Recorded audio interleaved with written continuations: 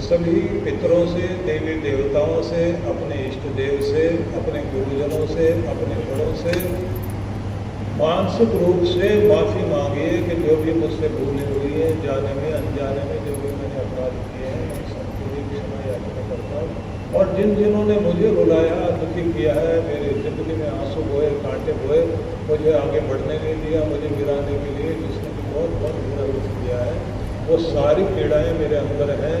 तो सबको भी भगवान मैं तेरे न्याय पर छोड़कर इस समय क्षमा याचना करता हूँ कि सबका इंसाफ करने वाला तू है, पर मैं अपने दिल का बोझ हल्का करता हूँ और कर्म की स्थिति को यही खत्म कर रहा हूँ। अगले जन्म में मैं नहीं ले जाना चाहता कि मैं इसी क्रम में फिर आगे शामिल हो जाऊँ। इस कहानी को यही खत्म करना चाहता हूँ और फिर आती है प्रायश्चित की ड्यूटी। और जब तक कोई आदमी अपना शोधन नहीं करता, जो भी भूल हो गई हो गई। हरियाणा के ही मुगला डाकू था, स्वामी कृष्णानंद के सत्संग से वो व्यक्ति बदला और बदलने के बाद में उसने जिनका जो छीना था, अपने गांव की घर की जमीनें बेच करके सबके घर में पैसे बांट के आया और सबके घर के सामने खड़ा होकर गालियां खाई उसने। अंग्रेजों की पुलिस पकड़ नहीं पाई थी, वो खुद जाकर के मजिस्ट्रेट के सामने पेश हुआ था कि मुझे गिरफ्तार किया जाए, क्योंकि मुझे महात्मा ने यह कहा कि चींटी भी पेट भर लेती है, चिड़िया भी पेट भर लेती है, सांप बिच्छू भी जिंदगी गुजार लेते हैं। तो ऐसा कौन सा सांप बिच्छू बन गया कि तेरा पेट इतना बड़ा है कि दूसरे के खून का प्यासा होकर के जिंदगी जीता है, तो रोटी के लिए इतने बड़े बड़े गुनाह कब बदलेगा? कि ऐसे वो सत्संग कर रहे थे, मुझे लगा कि सबके लिए नहीं बोल रहे, मेरे लिए बोल रहे, बोले मेरी जिंदगी बदल।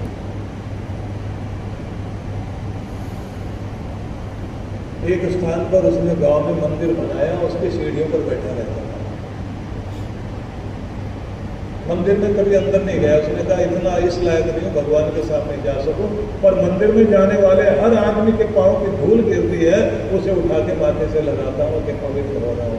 प्रायश्चित करने वाला आदमी कैसा भी हो, वो भी धर्मात्मा हो जाता है। और लोग उसको ये कहते थे कि रहा होगा जिंदगी का काला पक्ष इसका, लेकिन आज अगर इसको देखते हैं तो भक्ति याद आती है, धर्मात्मापन याद आता है कि आदमी की जिंदगी बदल गई।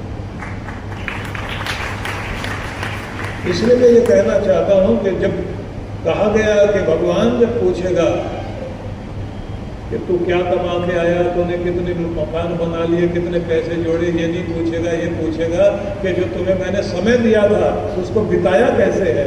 तो जब ये पूछा जाएगा तो उस समय आदमी को बताना होगा मैंने कितने गुनाह कर लिए, कितना कैसे कैसे मैंने समय व्यतीत किया। और बाद में गर्भोपनिषद की एक प्रार्थना याद आती है,